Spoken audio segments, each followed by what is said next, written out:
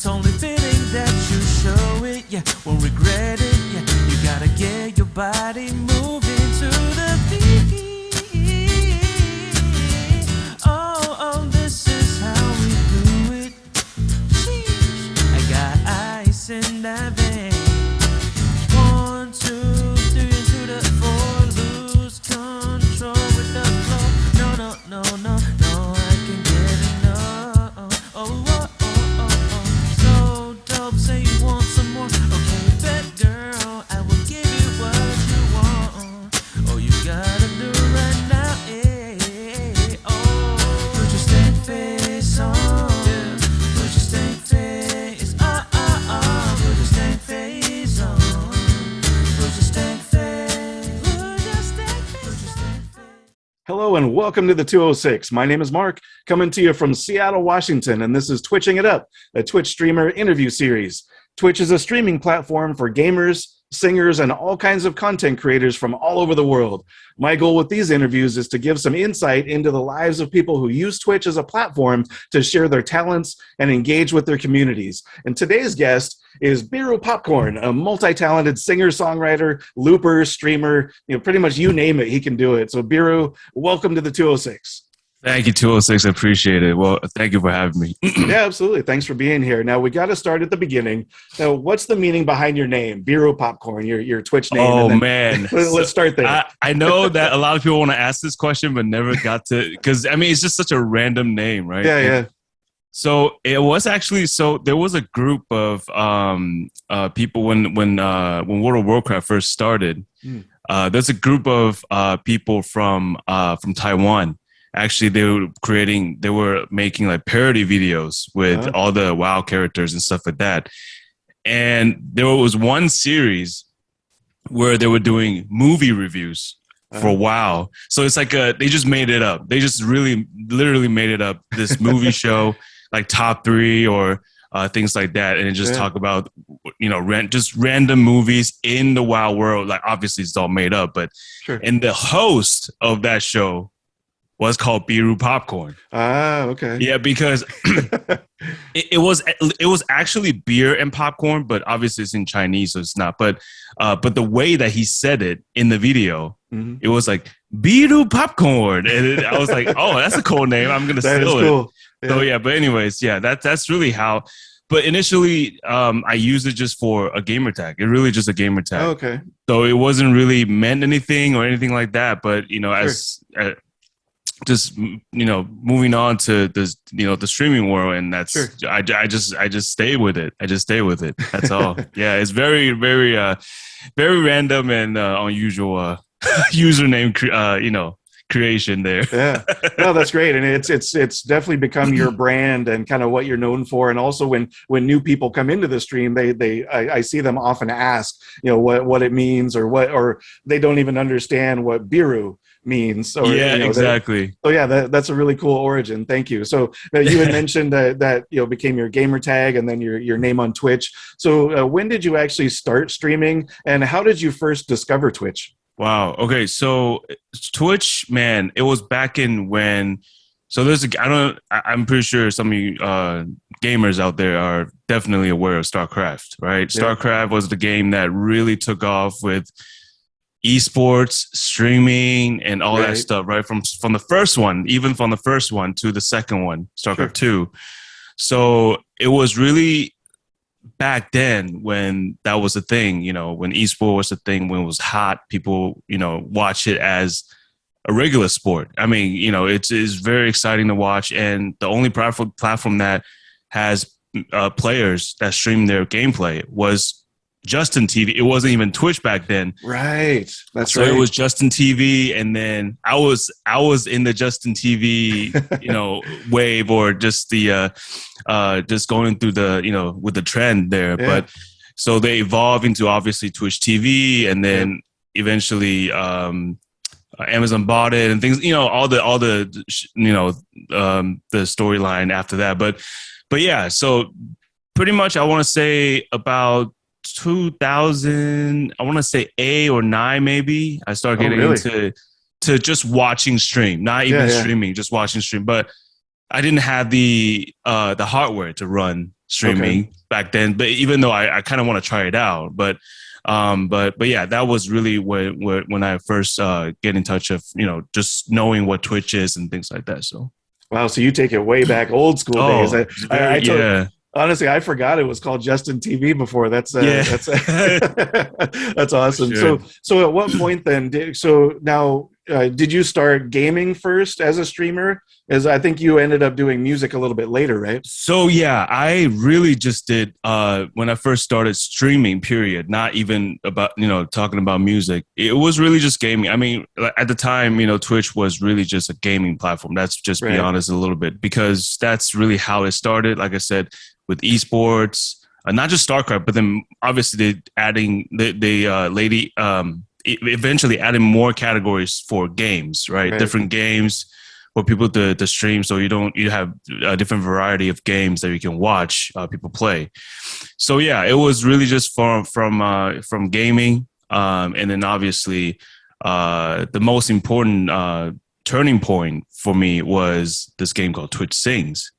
Right. Okay. That was the game that really turned everything over. I mean, at the time, I think Twitch was already doing things with music. They knew the potential. They know what they were doing with the music category. So even before that, probably 2 years prior to TwitchSings creation, there was no music category on Twitch. Wow. Right. It was just, I believe it was just called IRL. Oh, okay, yeah. The category is literally called IRL or just chatting. I think both of them. Yeah. I think people, when they do music-related stuff, they either do just chatting or IRL. But there was no music. Or actually, back in it was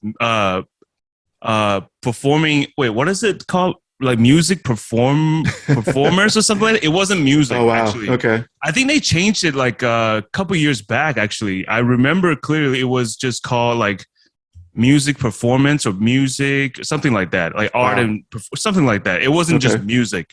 But then obviously just in the past few, I think a year or so, they specifically give a category called music. Okay, that makes sense. Yeah, so that was really cool of them. So they really see the potential what the music can do for Twitch. But anyways, like I said, yeah, it just it was TwitchSings that really brought me into the music world, because it really was under the umbrella of Twitch Music, if you think about it, because they really were investing a lot into that game, a lot, from purchasing instrumental, building the app, building the game itself, and for people to stream from the game. You don't even need OBS. You don't need any source of streaming software to be able to stream that game. So it brought a lot of people in to the streaming world. It really did. So yeah. So that game really helped me. I started singing on Twitch. I started doing, music because I'm singing. So, and then after that, they announced that they have to terminate the game because of budget. I don't know their direction of things. You know how Twitch do things, but they have their direction. So they decided to terminate the game. And moving on to something else to improve the music community, the music world of Twitch. So yeah, after that, I had to do some sort of transition after that, but I just want to be honest. I really did think about doing music in the very beginning. I knew that was what I was what I wanted to do in the very beginning, before even TwitchSings, but I didn't know how to start. So I really just, I really appreciate all the, the trailblazers, the pioneers that really set the tone for, the ones behind, for like for people like me, for people that just started Twitch in 2020. We all know what happened that year. So right. So yeah, so yeah, without them, there really isn't a place for musicians to be on Twitch, but now we do. So yeah, that really was the transition for me from TwitchSings and then eventually moving on to music. So no, that makes total sense. Thank you. And that's kind of like a Twitch history lesson there. Yeah, pretty much. Thank you for going into that. That's awesome. Now, kind of taking it back to when you were very first starting, even just as a gamer, what were some of the biggest challenges that you faced on just technically being able to set up and stream? I want to say biggest challenges is okay. So I before I really wasn't thinking about viewership at the time. Obviously, you know, I'm pretty sure 99% of the time when people want to stream games, one, they love it. Yep. Two, they want to capture the moments whenever they do something cool. Okay. Some you know, insane, you know, gameplay like a flick shot or a headshot or some trick shots, you know, when you play FPS games. Right. So yeah, you know, I think my motive at the time, it really wasn't something that's challenging, but it just, you know, that's really what my motive was. It was just I want to record my gameplay. I want to be able to capture those moments. And that was it. That really was it. I really wasn't thinking about who's watching me, who's following me, who's donating. I wasn't really even thinking about that when I was playing games. Sure. Yeah. Yeah. So, and then you transition into the music, and it's a completely different setup as far as how you operate. So, what were some of the challenges of that transition into being a music performer? So initially, I was really just a guitar / piano player. So I grew up playing piano when I was in the kindergarten. You know, for a typical Asian household, you always have a parents, you know, one of you just learn something, one of the instruments, just pick one of the instruments when you were young. So that's really what the, you know, very traditional, you know, Asian family that parents will do. But anyways, I'm not complaining. I'm just saying it's just this very typical thing that you see. So from piano, and then once I got to I want to say 5th or 6th grade, I was actually playing all the classicals actually before that, but it was very short because I started to get bored. Classical is very technical, and then it's very practice demanding. You have to really practice again and again. If you look at, we have an amazing streamer called Missy Alcazar on Twitch. Missy is just, you know, you can tell that it's after, you know, practice every day to get to that level. So I didn't. So I stopped, and eventually I moved on to a guitar because my uncle, one of my uncle from my mom's side, he is a very, very good guitar player. So I was like, you know, I'll try it out and see what happens, and then go from there. And then eventually I went to piano again, just by myself, learning by myself with all the music out there, just learning by ear.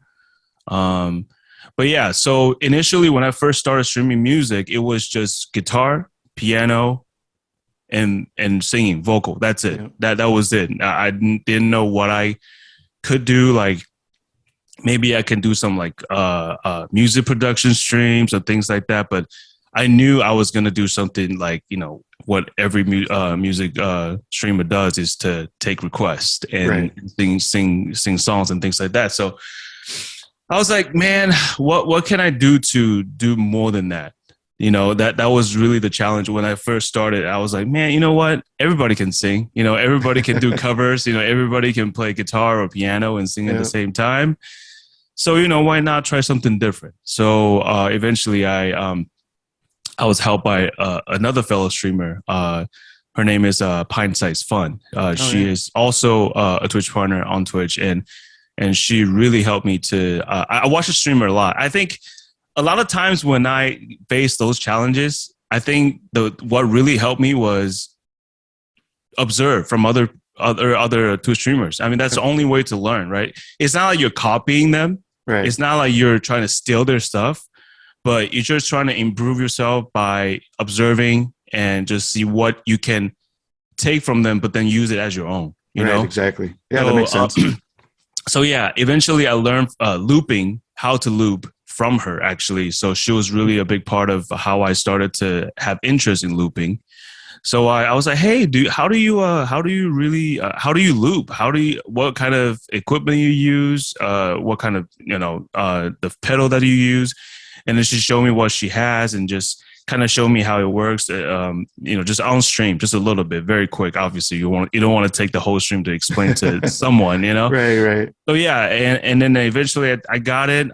So in October 10th of 2021, I started my first music stream. Oh, really? Okay. With the pedal that I purchased initially. So that was the first time I started to loop. So I had no looping experience prior. Really? Wow. None.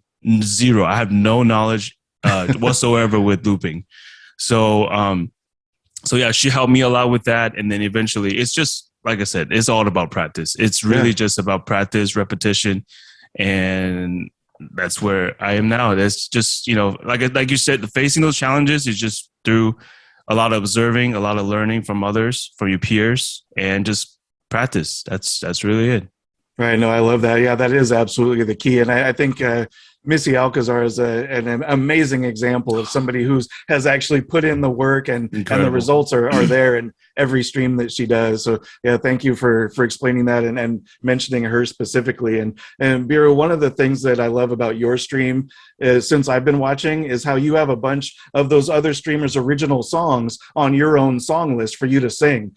Singers like, you just mentioned Missy, others like Matt Walden, Raquel Lilly, just to name a few that are out there. So is that something you set out to do when you started your singing portion of Twitch, or did that collection just kind of develop over time? So it really, I really want to bring out this also a point that, so when I first started doing music, period. So let's not talk about Twitch for a little bit. Yeah. Let's talk about YouTube. Ah, okay. So when I was probably around high school, college, I was I don't want to say that, but I'm a YouTuber. Okay. I'm a YouTuber because I post. So back in the days when we do YouTube recording, YouTube covers, when you upload videos on YouTube, it was very simple for music covers. You record yourself, one take, no edit, none. You just put the camera right in front of you, play the song, sing it, upload it. That's it. Wow. One take. If you mess up, you re-record.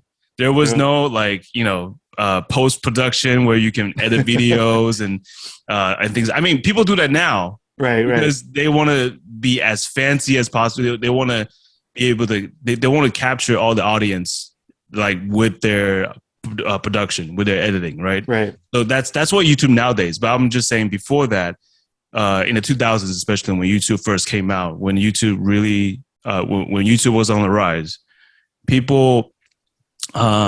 When musicians want to cover any cover songs, they always upload it to YouTube, and I love that. I love the concept, and I fell in love with doing that for all the new releases for the songs that's in the music world. So from, I don't know, I mean, at the time I was really doing a lot of Chinese Mandarin songs because I grew up in Taiwan. Okay. So I came to the state when I was 14. So there was a lot of influences from that, but that's to talk about it later. But yeah, I just fell in love with covering other artists' music, through playing covers. And sometimes I want to make it a little bit different. Just want to put my flavor to it, just to change it up a little bit, to make it sound a little different, but then still keep the integrity of the song, the original vibe of the song. So I fell in love doing that. And then when Twitch comes along, I'm like, man, there's so many amazing Twitch artists that's on this platform that has so many good music out there. And it was my thing. I learned by ear a lot back in the day when I was doing YouTube recordings. Yeah. And so I took that, and then I just started to, I feel personally my ears are very, very sensitive to sounds, to different chords, to different melodies, and I can really capture them in, I don't know. I don't want to say that. I don't want to just say it because I want to impress anybody, but no. I'm just saying, like, it's just my thing. It's my thing that when I hear something that's fire, that's cool, I can pick it up right away and just try to figure out the chords, and then have a little learning session to get the song down. And that's really what I've been how I've been learning all the Twitch originals, because it's not like I'm forcing myself to learn them. I listen to them on a daily basis. Like it's not even a lie. I do this. I listen to it in my car. I listen to it when I'm streaming, when I'm working. All I listen to nowadays is all Twitch music. Yeah. So I mean, I do obviously. There are music trending out there on Twitter. You'll see it. You'll see it. All those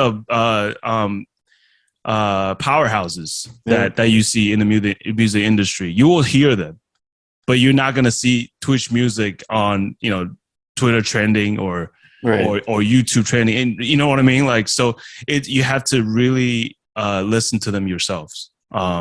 To find them. So yeah, that's how I learned them. And I just, I always say it on my stream that it's my way of showing love to the artists, because as an artist, I want to be able to, for me to appreciate their music, appreciate their craft, what they do, is through covering their songs. And that's really what my the most important thing that I want to do when I covering their songs. But at the end of the day, it's just love for music. That's all. It's just, learning their song and just singing them. And I enjoy playing them. That's the thing. It's just that it's just music, man. It's just music. Just playing music. It's just simple as that. It's really not as complicated as other people think. And I really want to emphasize that it's not me trying to force myself to learn these songs. Right. I love them. So that's really it.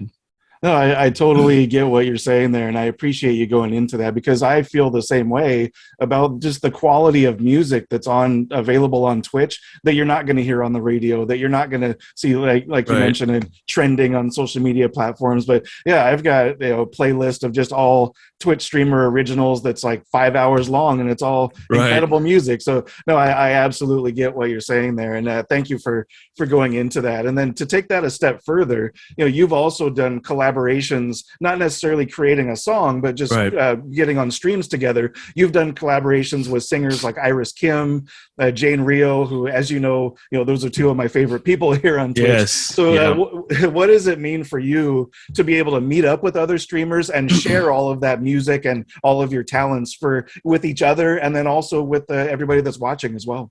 I love it. It's a dream. Like, it really is a dream, because when Twitch wasn't a thing, when you had to collaborate really IRL with different people, and there was only one person, like before all this, like high school, college, there was only one person, one of my friends, that was a very talented vocalist, and I was able to do some covers, do some collaboration with her in real life. And I was so excited, because I never had someone that had same interest in music and have such a great chemistry. It's all about chemistry sometimes, when you collaborate with people. And yeah, I love that. I love collaboration at the time when I was working with her. And then after that, I was like, man, I miss that, because I don't know a lot of music people around me. There's just none, But after I got into Twitch, man, you see, if you go into the music category, you see all these people, man. You just be like, wow, the possibility is huge. Right. It's just endless. So I can't believe the first collaboration was with Iris too, because man, it was such a long time since me and her met, because I actually was able to meet her IRL at TwitchCon 2019. Oh, right. The last TwitchCon, the last TwitchCon.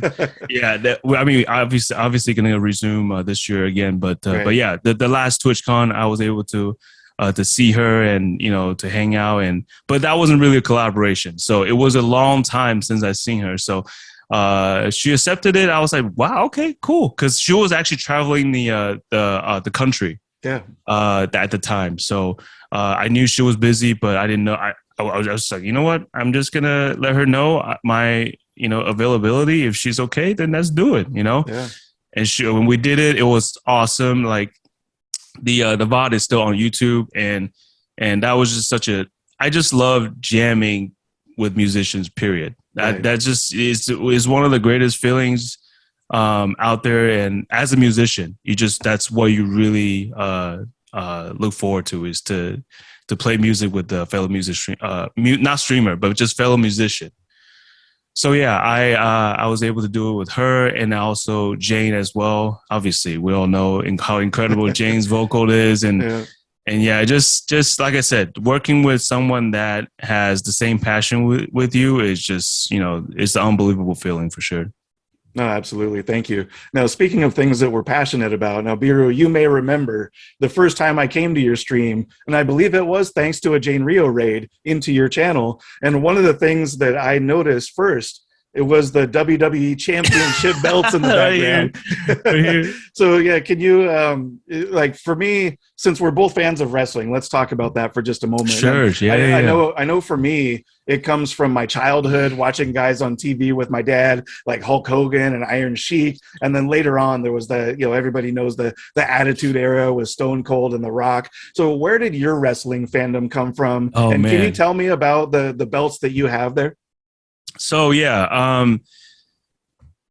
I actually have two belts. One is I know WWE is very sensitive with those terms. So right. It's a it's a title. It's a title. Right. I forgot about that. We can't say belt. Only the wrestling worlds know what I'm talking about. But anyways, we can belt whatever. It's not an actual title, but right. Yeah. So the first one is the WWE Championship, which is when they first merged the two titles with the World Heavyweight Championship and the WWE title together. Right. So that's the one that's currently they use for on TV as well. But the other one is, I don't know if I can grab it. Maybe I can grab it. Do you want me to grab it? Yeah, let's do it. It's right on the bottom right here. Sure. Oh shit. So look at that. That's amazing. This is the white Intercontinental Championship. When I remember when I think it was Cody Rhodes who actually brought it back when when it was still in the black strap, and then he brought the white back, which I think it was made famous by Razor Ramon, I believe. Okay. The white one. I'm not sure. Don't quote me on that. But yeah, a lot of people were happy that they brought the white Intercontinental Championship back to WWE. So that's when that happened. I was like, I gotta get this because it's beautiful, beautiful championship. So that's the two that I have. So yeah. But talking about my love for wrestling, so it was probably back in 2000, I want to say 2004, when I really got into the wrestling world. It really wasn't. So before that, everybody knows all the my friends when I was in elementary school. They'll talk about the big names, right? Kane, Undertaker, The Rock, Triple H. So I knew them, but I didn't really get into like the wrestling world, like what the company does, what they do. But even at the time, I was a kid, so I thought everything was real, So I want to say that really the first pay-per-view that I ever watched that I really got into it, it was, I believe it was Survivor Series 2005. Okay. So it was, is it 2005 or 6? Either one of them. So it was when DX was still around, when the Hardy Boys were still around, and I just love all the theatrical things that they do, and just the interaction with the fans and how they put storylines together and things like that. So at the time I was like, man, that's why it's called entertainment, because it is entertaining. It is very entertaining. I know absolutely. A lot of people, if you don't watch it, you'll be like, what are they doing? But if you really understand how the business work, man, it's a thrilling ride. It's a thrilling ride. No, absolutely. And I think one of the big things you talk about, the entertainment, isn't even as much the actual wrestling and choreography in the ring, but it's the entrances, the fireworks and the lights and the music and all of that stuff is really exactly what the show is about. And that's, I think that's a really good point that you bring up, is just that emphasis on the entertainment. So that just made me think of a question. Like if you had an entrance to your stream, like what wrestler's entrance music would you go with? Man, that's a tough one, man. That's a tough, put me on the spot here. Right. I always love Batista's entrance. Love Batista's entrance. Him and Edge both are up there because they have pyros. Right. Okay, so but Batista's pyro we all know he does that machine gun thingy and then just the hit. How can you beat that? Right, exactly. It really gets. I think that I really think that the reason why they had that because Batista needed it to really get into character. I feel like if you after doing that, if you can't get into the character, man, I don't know. There's something wrong with you. There's something wrong with you. The hype after the pyro with the music too, and he's got a great entrance music. So yeah, I want to say Batista. No, that's a great option, and I think you're right on spot there with all the pyro and everything. Although I think you might have to change up your setup there to get pyro. You might have to do some safety measures. Oh man, I know there's a lot of fire hazards. Yeah, for sure that we need to worry about. Exactly. Now, I was also thinking for myself, like, what would I do? And I think one of my favorite all-time entrances was, and in a specific moment, was when Chris Jericho debuted on WWE after he left WCW, and that countdown and the big splash and everything. That's absolutely one of my favorites. So if I was to choose one, I think I would go with his. Now, now also speaking of Chris Jericho, you and I share a bit of a brush with fame when it comes to wrestling. And if you remember, there was a stream, I can't remember how long ago it was, but I requested you have Judas, which is Fozzy Rock, Chris Jericho's rock group, Judas, which you were happy to sing it at the time, and then you ended up posting a clip of it on Twitter, and Chris Jericho himself actually responded to the post. Yeah, I think he retweeted it and then just told me I did a great job. But I mean, initially I really didn't think much. I just thought that I wanted to share it, and then but I knew that he was a very active Twitter user, so I knew something. I knew he might see it. He might see it. So it really wasn't that I'm trying to impress him or something, but it just out of the love for wrestling, out of love for his music, I just did it. That's all. That's really what happened. And he gave me the nod, and I was like, okay, yeah. That's pretty cool, but that was really it. So I really wish I can do more wrestling themes on my stream though, but it's tough, man. There's a lot of the entrance themes that are just purely instrumental. A lot of them doesn't have any lyrics behind it, or you can actually sing it. Yeah. So, but there are some though. Nowadays that have lyrics in them, and who knows? Maybe I'll add one or two more to the song list. No, absolutely. And that's a good point that you bring up. I think Judas is a prime example because it's an actual song from his group that he then also made his entrance theme. So that's a great point that you bring up. And I love how you mentioned too that you're able to combine those two things that you love and share it just because of how much passion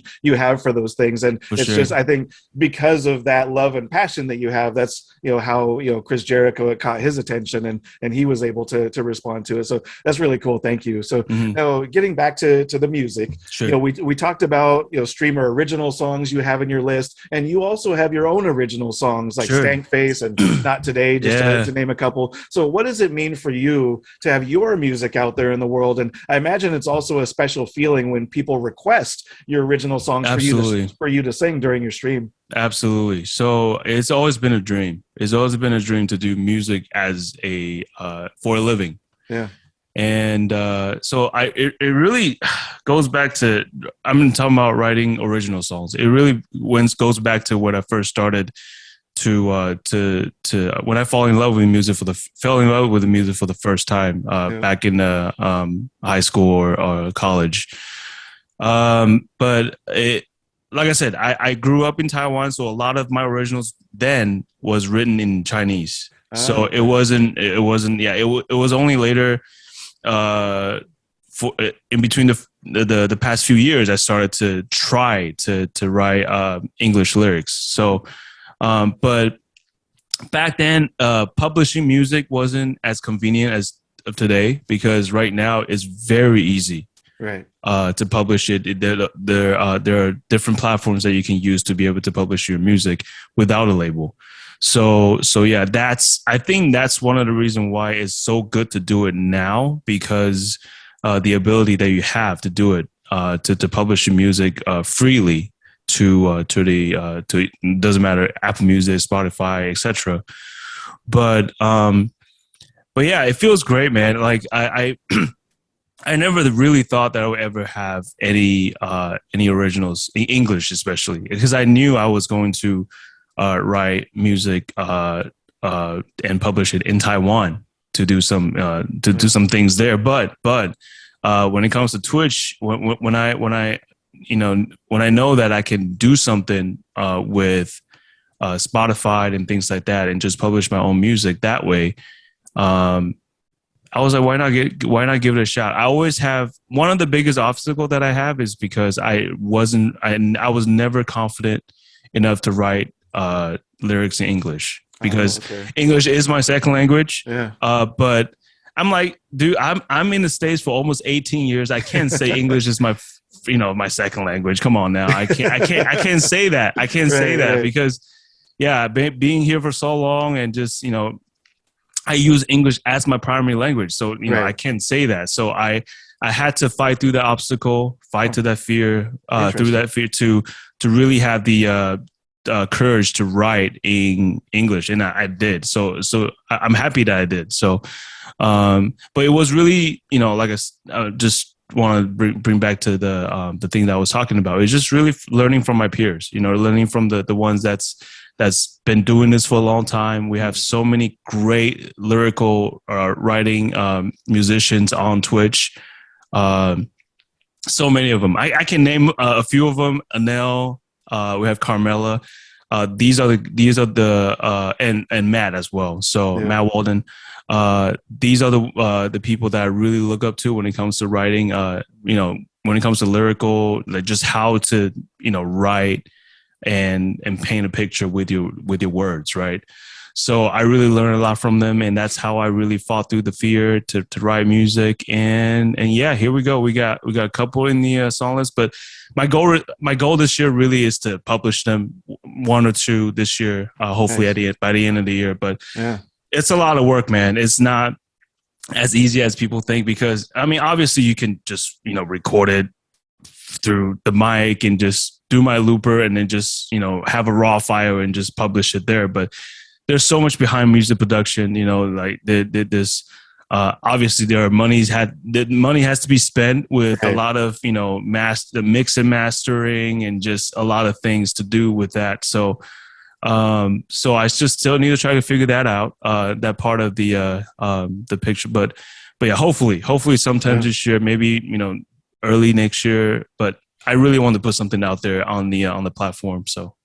Oh yeah, I can't wait for that to happen, and I'm sure it will. Now, thank you for going into that a little bit about the language difference and just being a songwriter and some of those challenges. One thing I wanted to ask you about within that context is on your streams, you've talked about how you're also a perfectionist when it comes to just about everything, and I think you actually even mentioned it in your Twitch bio somewhere. But so being a creative person and an artist, and then also like having that perfectionist mindset, does that create challenges for you in songwriting, and then also just when you're streaming as well?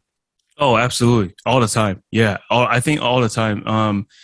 So yeah, talking about being a perfectionist, man, I really hate to use that word because I know a lot of people don't, I don't want to say don't appreciate that, but I think it's just a mindset. You want everything to be perfect, as perfect as possible, especially when you're creating music. And I feel like just on the covering a song sense, covering, let's say, for example, to a song I never heard of before. I really want to capture every single aspect of the song, like from the verse to the bridge to the chorus, and just how the actual chord progression is. I want to make sure that I don't play the wrong chord. That's all. Yeah. I don't want to play. I want to make sure I sing the right melody, correct melody that the original writer wrote. Yeah. And just keep it authentic. Just keep the music authentic. And I think that's really what the perfectionist of me that comes out. So, but yeah, that's really. What was the other part of the question again? I guess just in that same context of songwriting. Songwriting, yeah. So, I think songwriting for me was it's always been. Yeah, I really want to sit on a lot of like different songs that I wrote, because I don't want to just, this is cool. I have the verse, I have the chorus, I have the bridge. Maybe it's time to show, the audience. Maybe it's time to bring it out there. But I always try to, sit on it for a couple of days, maybe weeks to just digest it. Maybe one day I'll be like, oh shoot, I can actually change this part of the song a little bit. Maybe the word twisted a little bit and just change the melody, blah, blah, blah.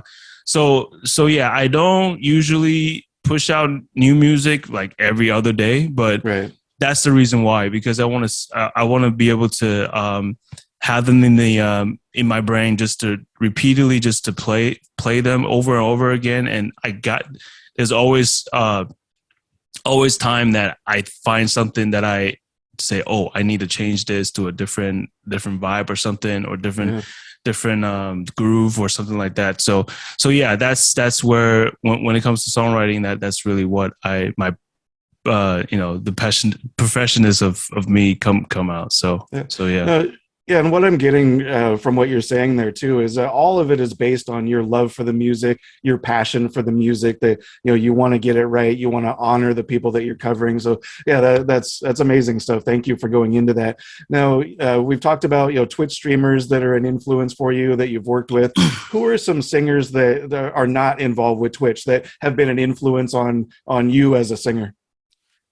So, man, that's a lot. So, like I mentioned, so I grew up in Taiwan. So there's a very, very famous Taiwanese musician. His name is Jay Chou. He's been around for a long time. He actually got into the movie industry. Actually did some movies in the States. So, but initially he started with music, but then obviously his popularity grew. That's why he was able to have the opportunity in Hollywood to get some movies done. So, but anyways, I grew up listening to him because he has a lot of classical piano background with Chopin and a lot of things. So his music are all like very classical influence, but it's very but all the songs that he wrote are all pop songs. So all the pop songs that you hear from him is all like very classical influence, but then it's not like boring classical when you listen to it, because he has a lot of piano. I call it like ear candies, where you hear them in the background, but then it's in the actual pop song. You know what I mean? So that's what I love about him, and I listened to his music for a long time growing up, from junior high school, and then that's how I really got into going back to learning piano and guitar, like I mentioned earlier.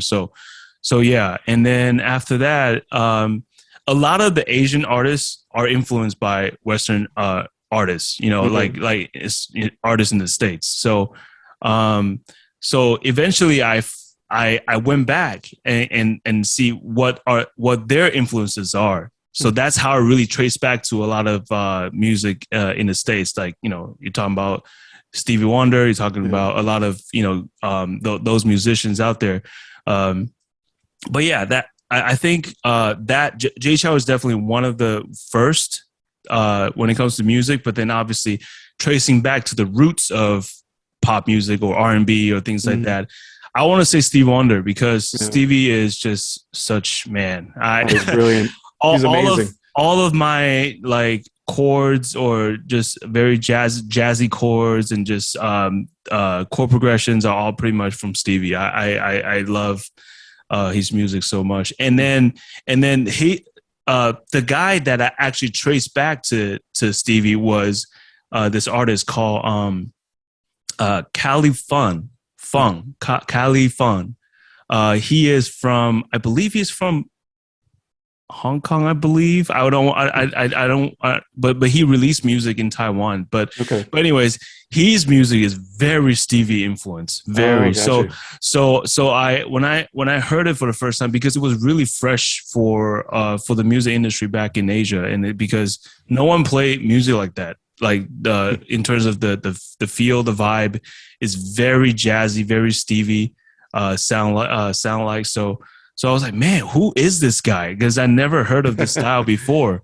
Back in the day. And then I traced back, and then I saw what his influences were.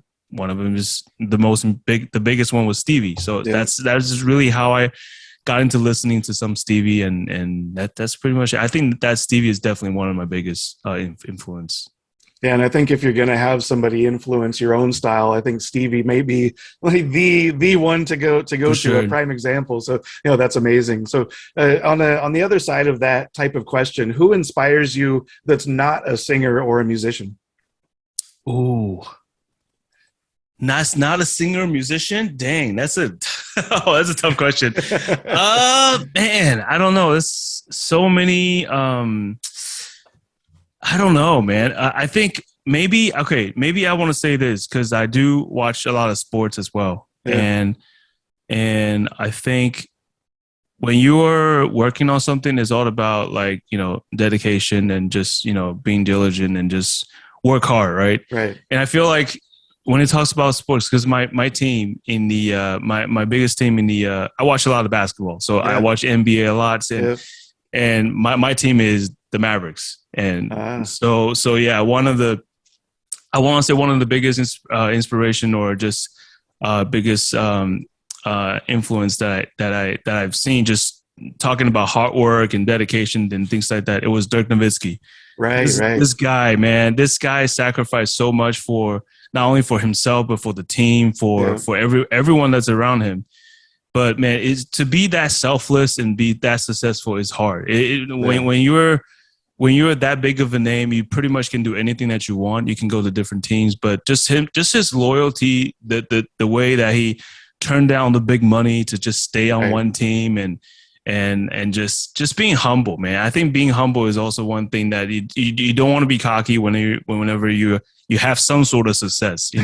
I feel like that's one big thing that I really got from him, learned from him, is that you just have to be humble. You always have to be stay humble, and then always learn from your peers, and just keep working hard. That's all. So I think Dirk is because I started to watch basketball when when I moved to the States. That was really the team that I first got into, because that's my local team. So I have to support my local team. But then afterwards, I really got to know this guy, and then just see how hard he works, all the documentary that he has, and just it's really inspiring. And I think he's definitely one of my motivation outside of music for sure. Yeah.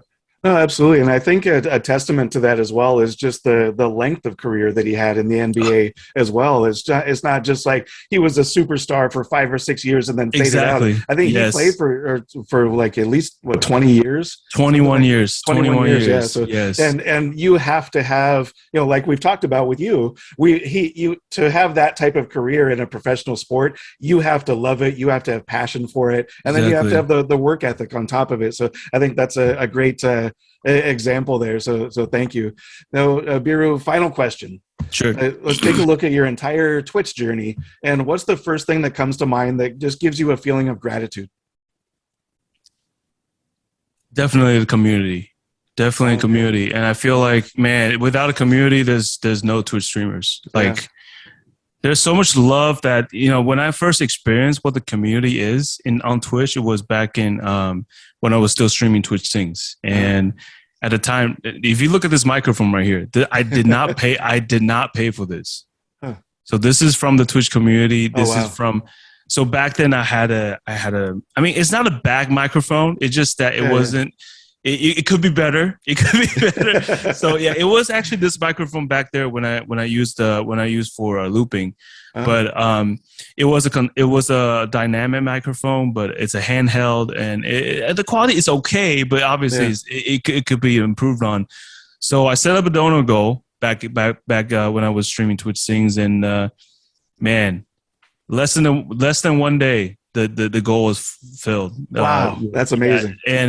And that was with the TwitchSings community too. And that's why I was like, wow, man, people are just the community, the love that the community gives to all the streamers is incredible. So back then I knew, the community is great, but I'm one of those person where I really don't want to ask for help a lot of times, because sometimes for me especially, I'm not talking about others, but for me especially, when I put up a dono goal, it's like I have a mindset that, man, am I just begging for money at that you know, for that kind of mindset, you know? Right. But now I think about it, what switched my mindset is that, you know, if I put that dono goal up there, if they really believe in me, they will try to feel that and try to help me out, right? Yeah. So I think that's really why I changed the mindset, is because it's not that I want to, you know, get my own satisfaction to gain those dono goal, but it really is for not only the stream but also for the community, and the community believes in that. That's why they want to give, you know. So yeah, at the time, that's really when I realized, man, the community is it's not just. I always say that it's not just my community. It's not just this stream's community. When you're talking about community, it's just the entire music community, right? And you can see that everywhere on Twitch, especially on Twitch music. Yeah. Just the just people as being so generous to give and to help out with all kinds of goal. It doesn't matter if, you know, it's filming a music video or just for the first single, or just all the production cost that they have to make up. It just that's where I feel like, man, it's the community that really brings everybody together. And I feel, because I've been in both parts of the both sides of the story, right? I'm a streamer and also being in the community at the same time to help others as well. So it goes hand in hand, really. Like when you're now, even if you're a streamer, but you're basically a part of the community. So right. It goes hand in hand, like I said. So yeah, I think that I really appreciate, you know, all the what the community has done for everybody in the music community. So. Oh, absolutely. I love that answer. And I feel the same way. Just, you know, you put it so well in talking about how generous the community is. And, you know, every stream you go to, whether somebody has a dono goal or not, you know, people are giving, and whether it's, you know, money or just even just their time, you know, just and I'm not a singer, I'm not a musician, but, you know, I've kind of put myself into the music community as much as I can, just because it is such a welcoming, generous community. It's hard not to want to be a part of it. So I love that answer. Thank you so much. And Beeru, you know, what gives me gratitude is being able to have these conversations, and it's been a pleasure getting to know you over the last year. You know, and I just want to acknowledge you as well for who you are as an artist and as a streamer. You know, you've talked about, we've mentioned it, you know, just your love for music, your passion for it, and that really comes across in every single stream. And, you know, I think I see you more in other streamers' chats than I actually have a chance to watch your actual streams, and I love that, because, you know, like you just said, you know, you just want to be a part of that community. And, you know, it's not easy doing this type of stuff. And, you know, you always do a fantastic job, whether it's putting on your stream, covering a song, or you know, just being a part of the Twitch community. So, you know, thank you, you know, for all of that. And then thank you just for having this conversation with me. And I'm so glad that we were able to make this happen.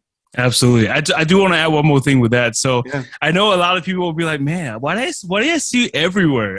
Why do I see you everywhere on Twitch? First of all, because I work from home, right? And it really is. Sometimes it gets boring. Working gets boring. So you gotta move away from working a little bit. Sometimes you just have the Twitch chats open, because I have my work area. Actually, this is an L desk that I have. So this side of the desk is for work, right? This side of it is for work. This side of the desk is for streaming, or for playing, or just browsing the web, whatever. Right. So I actually have my Twitch area here. So this is where I put all the tabs, all the streams on, and then I work from this side. So yeah, it's really not just, you know, sometimes it's always good to say hi, just to say hi to the streamer. You don't really have to stay long, but right.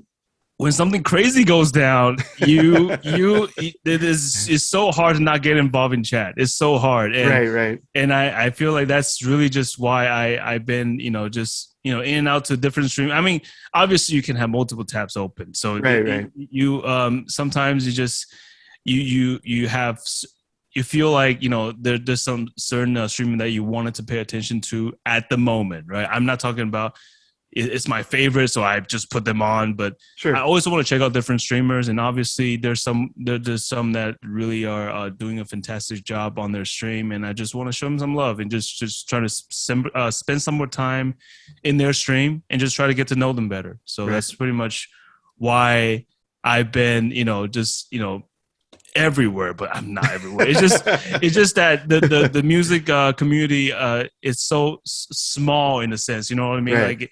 I'm not saying small as in size, but small as in just everybody knows each other, and just it's pretty much a family. Everybody knows each other, so that's pretty much what I meant by small, and everybody is close. That's what I'm trying to say. Yeah.